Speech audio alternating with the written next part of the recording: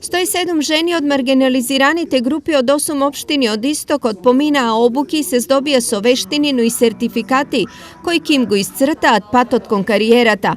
Меѓу нив е и 19-годишната Рахилда. Таа, заедно со уште 3 другарки, изработи бизнис план за отворање фризерско-козметичко студио.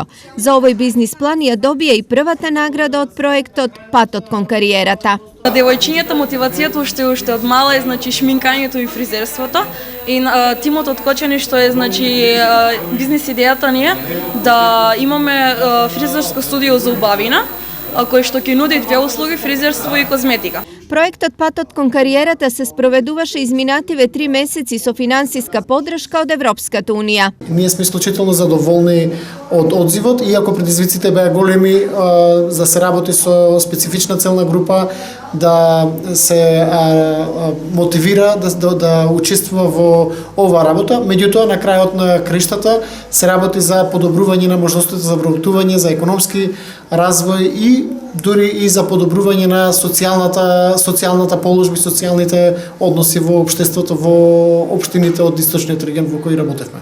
Проектот е инициран од анализите кои укажаа дека вработувањето е најголемиот проблем со кој се соочуваат жените од маргинализираните групи. Причини за тоа има повеќе. Една од причините се традиционалните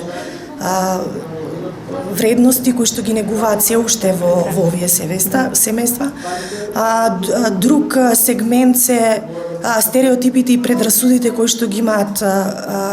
Друг сегмент е предрасудите и стереотипите кои што ги поседуваат работодавачите.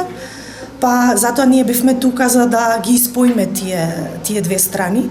Проектот денеска и официјално заврши, но невладините отпочнаат друг проект кој ќе се спроведува во Берово, Пехчево и Делчево, а ќе бидат опфатени жени од ромската националност кои се анимираат за да започнат своја кариера.